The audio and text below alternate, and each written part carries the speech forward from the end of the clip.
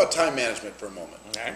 At the very beginning, if you were going to recommend somebody for their first year or two or whatever, what percentage of their time should be talking to new people, talking to prospects, versus how much of their time working with their group? What percentage do you think? Well, you're always talking to new people. I mean, well, that's not what everybody does. But I mean, there's different stages, right? Well, that's there's 4 stages. There's Okay. the production stage, and there's what I would call the management stage, and then then there's the overseer. You kind of oversee the managers that manage the producers, and then there's the overseer of the overseers, right. that are overseeing the overseers to make sure they're managing the producers and doing their job. Right. Well, when you get into that overseer position and all you're doing is dealing with problems and managing and overseeing people, then the business is, it starts to become stressful and you need a break and I need a timeout. And it's no longer fun. If you want to get back into the fun, the juice of the business, that's getting back into the production phase. So where you produce, where you're putting on new business. You got that new baby distributor, they got a good positive attitude and a fresh, warm market. Sometimes it's easier to give birth than raise the dead. Instead of trying to whip that dead horse, they don't want it anymore, it's okay. They're going to do what they're going to do. Why not go out and get somebody that wants it, that's got some desire, it's got some hunger, right, and put on that new front line. Here's my advice to some of you that have been out there for a while. If your business is flattened out or it's stagnant, go back out and do what you did in the beginning that got you to that top position in your company. Go back into the recruiting, the production, the building phase. Go back out there and put on. Nothing will ignite your business more than putting on 5 new front lines. And working with a new team. And you know what it'll do for your group? It'll inspire them. Because they'll say, well, look at Jeff, he's out there. At first they might be like, well, hey, you're not focusing on me and I'm not the issue anymore.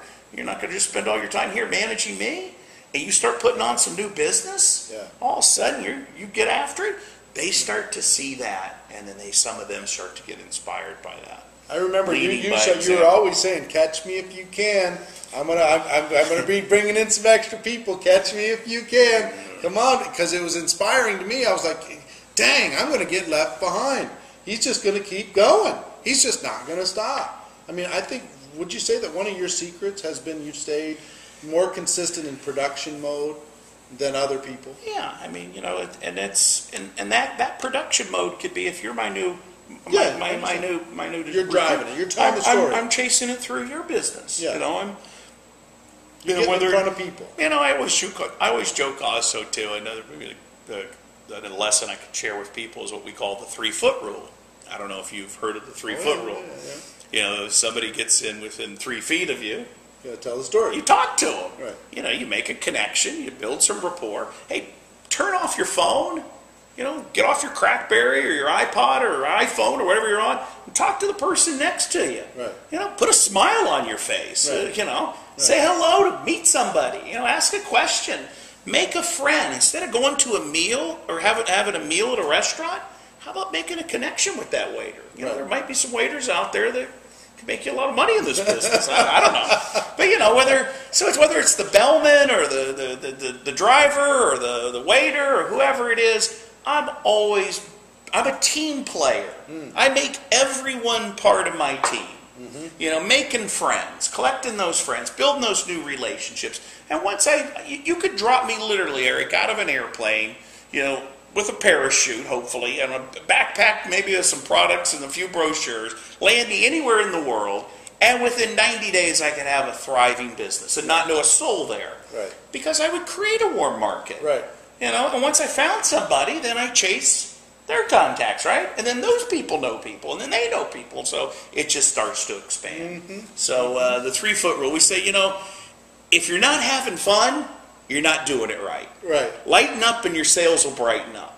You gotta have a little fun with this thing. You can't get too serious. I do. It's just we joke about it, we go around, we're having fun, and we just almost make it like a game, like we're having fun talking to people, and sometimes I'll pull the waiter off to the side and say, hey, I have a gift for you tonight, something I want to share with you.